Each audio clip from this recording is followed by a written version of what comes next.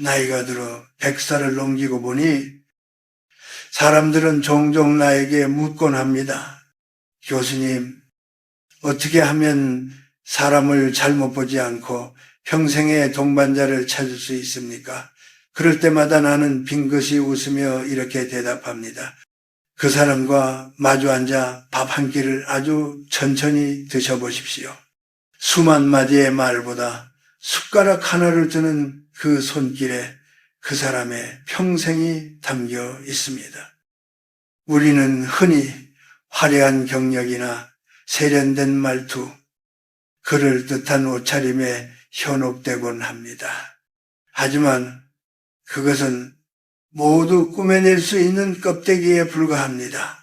하지만 사람이 굶주림을 느끼고 눈앞에 맛있는 음식이 놓였을 때 나오는 본능적인 행동은 결코 속일 수가 없습니다.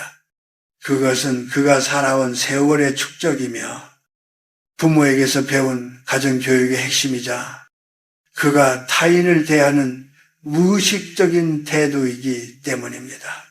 내가 살아온 100년의 세월 동안 수많은 인재를 만났고 또 수많은 배신과 실망도 보아왔습니다. 그런데 신기하게도 나중에 문제를 일으키거나 주변 사람을 고통스럽게 만드는 사람들은 공통적으로 식탁 위에서 불길한 징조를 보였습니다. 먼저 맛있는 음식이 나오자마자 상대방의 접시는 안중에도 없이 자기 젓가락부터 바쁘게 움직이는 사람이 있습니다. 이게 몸에 좋다더라. 이게 제일 비싼 부위다라며 남보다 먼저 챙기는 그 짧은 순간 그의 무의식 속에는 나의 이익이 우리의 상생보다 앞서 있다는 사실이 여실히 드러납니다. 젊을 때는 그것이 그저 식성이 좋다거나 싹싹하다는 정도로 치부될지 모르나 인생의 큰 풍파를 만났을 때 이런 부류의 사람들은 반드시 당신을 먼저 버리고 제 살 길을 찾을 이들입니다. 또한 식당에서 일하는 분들을 대하는 태도를 보십시오.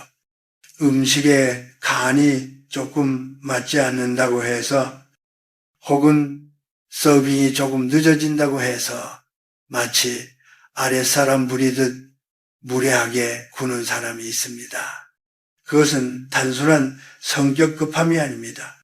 자신보다 약한 존재라고 판단되는 순간 언제든 짓밟을 수 있는 오만함이 내면 깊숙이 자리 잡고 있다는 증거입니다.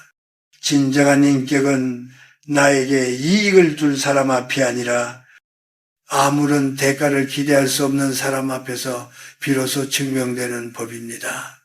성경에도 지극히 작은 것에 충성된 자는 큰 것에도 충성된다는 말씀이 있습니다. 밥상머리에서의 예절과 배려는 결코 사소한 것이 아닙니다.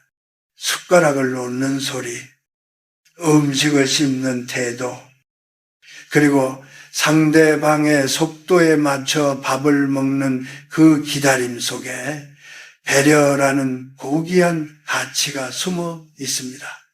만약 당신이 인생의 후반전인 50대를 지나고 있다면 이제는 사람을 가려 사귀어야 할 때입니다. 모든 사람과 잘 지내려 애쓰지 마십시오. 식탁 위에서 타인에 대한 존중이 없는 사람, 자기 배만 채우기에 급급한 사람과는 절대 깊은 인연을 맺지 마십시오. 그런 사람과 함께하는 한 끼는 당신의 몸을 채울지는 몰라도 당신의 영혼은 서서히 메마르게 할 것입니다. 오늘 여러분이 마주 앉은 그 사람의 손끝을 가만히 살펴보십시오. 그는 지금 당신과 함께 밥을 먹고 있습니까? 아니면은 그저 자신의 욕망을 채우고 있습니까? 이 사소한 질문에 대한 답이 당신의 남은 여생을 평온하게 할 수도 혹은 끝없는 고통의 구렁텅이로 몰아넣을 수도 있습니다. 살다 보면 유독 같이 밥을 먹고 나면 마음이 무겁고 기운이 빠지는 사람이 있습니다. 반대로 소박한 된장찌개 한 그릇을 나누었을 뿐인데 마음이 훈훈해지고 다시 만나고 싶은 사람이 있지요. 그 차이는 어디서 오는 것일까요? 그것은 바로 식탁 위에서 은연중에 드러나는 탐욕과 오만의 기운 때문입니다. 100년이라는 시간을 살아오며 관찰한 결과 인격의 결함은 가장 일상적인 동작에서 가장 선명하게 나타나더군요. 가장 먼저 경계해야 할 부류는 음식을 헤집는 사람입니다. 접시에 담긴 음식 중에서 더 좋은 부위, 더 맛있는 조각을 찾기 위해 젓가락으로 이곳저곳을 뒤적이는 행위는 단순한 식사 습관의 문제가 아닙니다. 이는 타인의 몫에 대한 존중이 전혀 없음을 의미합니다. 이런 사람들은 대개 인생의 비즈니스나 인간관계에서도 자신의 이익을 극대화하기 위해 남의 영역을 침범하거나 공동의 성과물에서 가장 좋은 것만을 가로채려는 경향이 강합니다. 나만 잘 먹으면 된다는 그 천박한 이기심이 젓가락 끝에 맺혀 있는 것이지요. 또한 입안에 음식을 가득 넣고 말을 내뱉는 사람을 조심하십시오. 이는 절제력의 부재를 뜻합니다. 말은 마음의 소리이고 음식은 몸의 양식입니다. 이 두 가지가 뒤섞여 튀어나오는 모습은 자신의 욕구와 감정을 다스리지 못한다는 증거입니다. 이런 이들은 대개 비밀을 지키지 못하고 상대방의 상황을 고려하지 않은 채 자신의 생각만을 쏟아내어 주변 사람들에게 상처를 줍니다. 50세를 넘긴 나이에도 이러한 기본적인 절제를 못한다는 것은 그만큼 내면의 수양이 부족하다는 뜻입니다. 제가 아는 한 젊은이는 아주 영리하고 사업 수완도 좋았습니다. 그런데 어느 날 그와 함께 식사를 하다가 그가 식당 종업원을 대하는 태도를 보고 저는 그와의 인연을 멀리하기로 결심했습니다. 물잔이 비었다고 소리를 높여 호통을 치고 반찬을 가져다 주는 분에게 고맙다는 인사 한마디 없이 당연하다는 듯 고개를 빳빳이 든 채 명령하듯 말하더군요. 사람들은 흔히 이것을 자신감이나 당당함이라고 착각하지만 그것은 착각입니다. 그것은 비겁한 권위주의에 불과합니다. 자신보다 사회적 지위가 낮다고 판단되는 사람에게 함부로 대하는 사람은 언젠가 당신이 약해지거나 그에게 줄 이익이 사라지는 순간 똑같은 태도로 당신을 대할 것입니다. 진정한 어른은 밥을 먹을 때 주위의 공기를 살핍니다. 나를 위해 밥을 짓고 나르는 손길에 감사할 줄 아는 마음. 그것이 바로 덕의 시작입니다. 동양 철학에서는 식록실록이라는 말을 씁니다. 먹는 복이 곧 그 사람의 복록이라는 뜻이지요. 하지만 이 복은 단순히 많이 먹는다고 채워지는 것이 아닙니다. 품격 있게 먹고 나누어 먹으며 감사히 먹을 때 비로소 그 복이 내 인생에 뿌리를 내립니다. 식탐에 눈이 멀어 쩝쩝거리는 소리를 내며 주변의 시선을 아랑곳하지 않는 사람, 음식이 늦게 나온다고 동행한 사람의 기분까지 망쳐놓는 사람들을 보십시오. 그들은 대개 평생을 불안과 갈증 속에서 살아갑니다. 아무리 많은 재물을 모아도 마음의 허기를 채우지 못하기 때문입니다.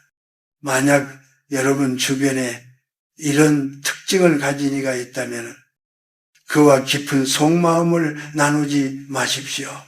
식탁은 그 사람의 영혼이 노출되는 가장 무방비한 장소입니다.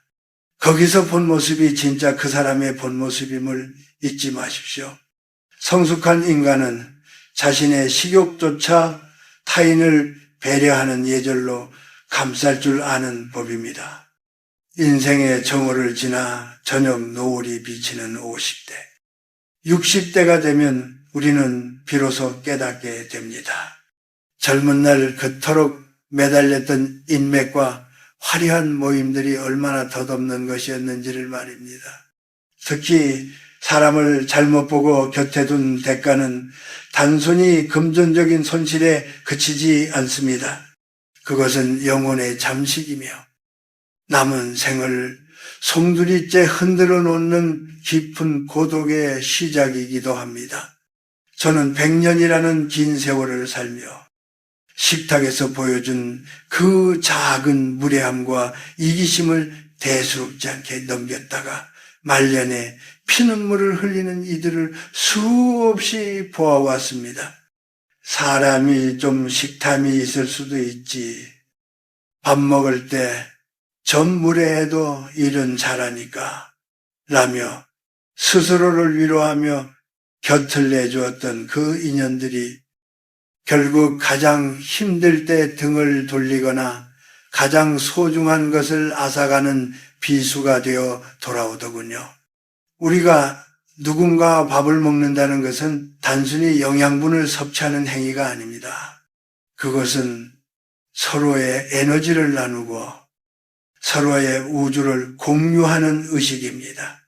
그런데 식탐이 강하고 배려가 없는 사람과 식사를 하면 식사 후 왠지 모르게 기운이 빠지고 마음이 공허해지는 경험을 해보셨을 겁니다. 그것은 당신의 선한 에너지가 상대방의 끝없는 욕망의 구렁텅이로 빨려 들어갔기 때문입니다. 특히 나이가 들수록 우리는 상처에 취약해집니다. 젊었을 때는 상처를 입어도 금방 새살이 돋아나지만 중년 이후의 마음은 한번 금이 가면 좀처럼 회복되지 않습니다. 잘못된 인연 때문에 밤잠을 설치고 배신감에 몸을 떨며 내가 왜 그런 사람을 믿었을까라고 자책하는 시간들은 당신의 남은 수명을 갉아먹는 독과 같습니다. 식탁 위에서 남을 배려하지 않는 사람은 당신의 고통에도 무감각합니다. 당신이 아파할 때 그들은 자신의 배부름을 먼저 생각하고 당신이 눈물을 흘릴 때 그들은 자신의 접시가 비어 있음을 투덜댈 것입니다.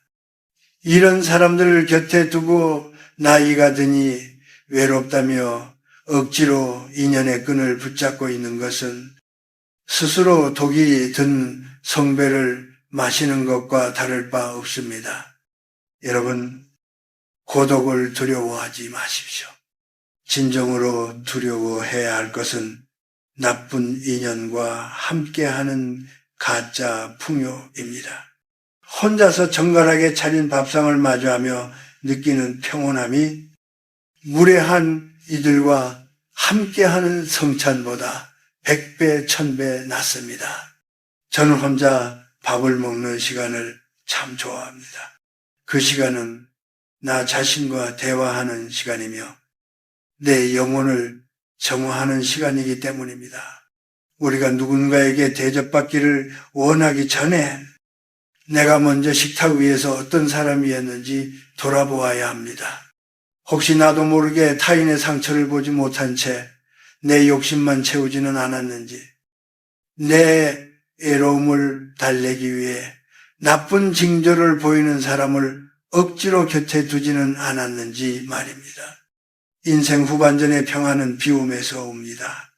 내 식탁에서 무례한 이들을 치우고 내 마음에서 욕심 많은 이들을 쫓아낼 때 비로소 진정한 인연이 들어올 자리가 생깁니다. 100년을 살아보니 알겠더군요. 화려한 잔치에 초대받지 못했다고 슬퍼할 것 하나 없습니다. 그저 마주 앉아 말없이 서로의 밥그릇에 반찬 한 점 얹어줄 수 있는 따뜻한 사람 한 명만 있다면 그 인생은 이미 충분히 성공한 것입니다. 지금 당신의 곁에 있는 그 사람은 당신의 영혼을 채워주고 있습니까? 아니면 갉아먹고 있습니까? 그 대답은 이미 지난번 함께했던 식사 자리에 답이 나와 있습니다. 당신의 직감을 믿으십시오. 그리고 이제는 당신의 평온을 위해 그 인연을 정리할 용기를 내야 할 때입니다. 이제 우리는 어떻게 살아야 할까요? 사람을 보는 눈을 가졌다면 그 다음은 내 삶의 태도를 정립하고 나쁜 인연으로부터 나를 보호하는 지혜가 필요합니다. 100년을 살아온 노교수로서 제가 평생 지켜온 몇 가지 식탁의 원칙과 마음가짐을 여러분께 들려주고자 합니다. 이것은 단순히 예절의 문제가 아니라 내 삶의 격격을 높이고 평안을 지키는 구체적인 방법입니다. 첫째, 대접받으려는 마음을 먼저 내려놓으십시오. 나이가 들수록 우리는 은근히 대우받기를 원하고 상석에 앉아 대접받는 것을 당연하게 여기곤 합니다. 하지만 바로 그 마음이 우리를 늙고 추하게 만듭니다. 저는 의지를 가진 제가 먼저 숟가락을 놓거나 식사 전후에 잘 먹겠습니다. 정말 맛있는 식사였습니다. 라는 인사를 가장 먼저 하려 노력합니다. 먼저 베풀고 먼저 감사하는 마음은 상대방의 무례함을 차단하는 가장 강력한 방어막입니다. 내가 먼저 단단한 인격의 벽을 세우면 무례한 이들도 함부로 당신을 대하지 못합니다. 둘째, 거절의 미학을 배우십시오. 모든 식사 자리에 참석할 필요는 없습니다. 특히 기운이 탁하고 만나면 남의 험담이나 자기 자랑만 늘어놓는 사람들의 초대에는 정중히 고개를 저으십시오. 요즘은 조용히 내 시간을 보내고 싶네라는 한마디면 충분합니다. 50세 이후의 시간은 금보다 귀합니다. 그 귀한 시간을 무례한 사람의 식탐을 구경하며 낭비하지 마십시오. 나쁜 에너지는 전염됩니다. 나를 존중하지 않는 식탁에서 일어설 줄 아는 용기가 당신의 품위를 결정합니다. 셋째, 식탁 위에서 침묵의 가치를 깨달아야 합니다. 식사 중에 너무 많은 말을 쏟아내는 것은 자신의 기운을 흩뜨리는 일입니다. 음식을 천천히 씹으며 그 맛을 온전히 느끼고 상대방의 이야기를 경청하십시오. 만약 상대가 무례한 은사를 내뱉거나 당신을 비하하려 한다면 똑같이 맞서기보다 잠시 멈추고 그를 가만히 바라보십시오. 침묵은 때로 100마디 말보다 무거운 훈계가 됩니다. 격조 있는 침묵은 상대방의 천박함을 스스로 깨닫게 만드는 거울이 됩니다. 넷째, 당신이 버려야 할 가장 큰 가구는 욕심의 그릇입니다. 집안에 낡은 물건을 정리하듯 당신의 식사 습관에서도 욕심을 쫓아내십시오. 맛있는 것이 있으면 가장 먼저 남에게 권하고 부족한 것이 있으면 내가 먼저 양보하는 연습을 하십시오. 이것은 손해보는 일이 아닙니다. 사실은 당신의 영혼에 가장 영양가 높은 양식을 주는 일입니다. 그렇게 비워진 자리에 진정한 존경과 사랑이 채워지는 법입니다. 다섯째, 만약 누군가에게 모욕을 당했다면 그 식탁에서 화를 내며 싸우지 마십시오. 조용히 식사를 마치고 계산을 한 뒤 다시는 그와 마주 앉지 않는 것이 가장 우아한 복수입니다. 무례한 사람에게 당신의 감정을 쏟아붓는 것조차 아까운 일입니다. 그저 저 사람은 저런 인격을 가졌구나라고 이해하고 조용히 당신의 인생 목록에서 그 이름을 지우십시오. 50대 이후의 삶은 누구를 곁에 두느냐보다 누구를 멀리 하느냐에서 행복이 결정됩니다. 식탁은 그 선별의 가장 정확한 장소입니다.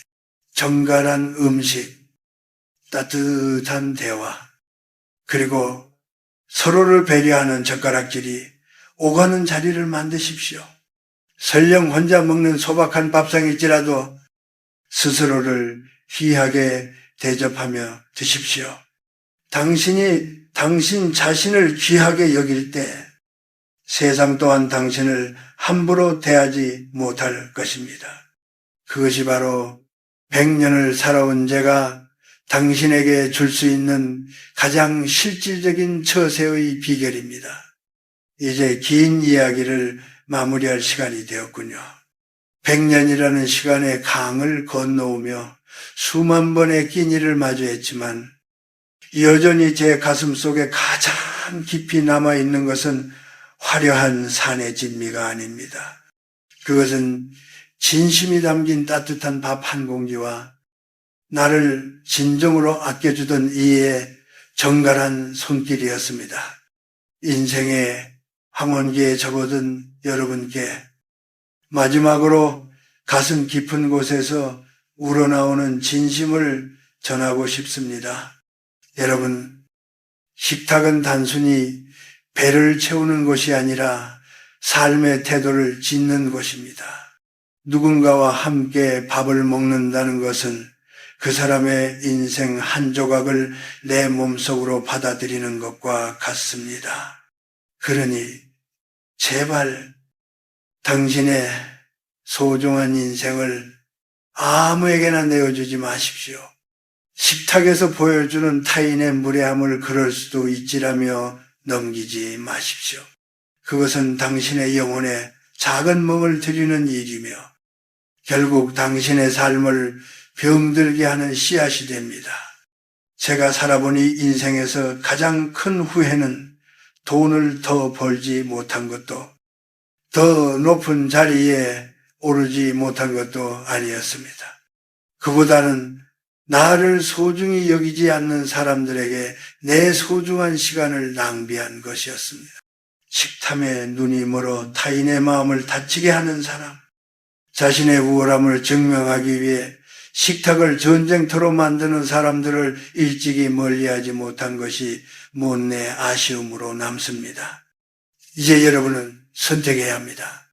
남은 생을 타인의 탐욕을 채워주는 들러리로 살 것인지, 아니면 비록 소박할지라도 진정한 평화가 흐르는 나만의 식탁을 가꿀 것인지 말입니다.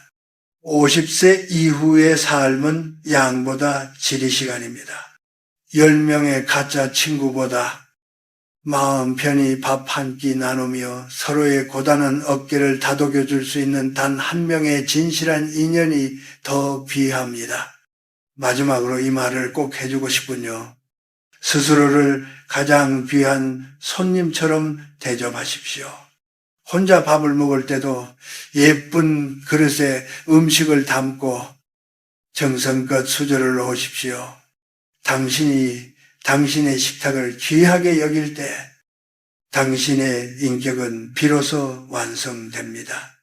남의 젓가락질을 살피기 전에 나의 마음가짐을 먼저 살피고 타인의 무례함을 꾸짖기 전에 나의 온유함을 먼저 지키십시오. 세상은 참으로 험난하고 차갑습니다. 하지만 따뜻한 밥 한 그릇 속에 담긴 배려와 존중이 있다면 우리는 얼마든지 다시 일어설 수 있습니다. 오늘 누군가와 식사를 하신다면 그 사람의 눈을 보십시오. 그리고 그의 손끝에 머무는 배려를 보십시오. 만약 그곳에서 향기로운 인격을 발견했다면 그 인연을 목숨처럼 아끼십시오. 그러나 그곳에서 오직 검은 탐욕만을 보았다면 미련 없이 그 자리를 떠나십시오. 100년의 세월이 저에게 가르쳐준 가장 확실한 진리는 이것입니다. 식탁이 어지러운 자는 삶도 어지럽고 식탁이 고요한 자는 삶도 평안하다. 여러분의 식탁에 언제나 평화와 온기가 가득하기를, 그리고 당신의 남은 여생이 정갈한 밥상처럼 빛나기를 노 교수는 진심으로 기도하겠습니다. 인생은 짧고 밥 한 끼는 소중합니다. 오늘 하루도 부디 평안하고 고귀하게 보내시길 바랍니다.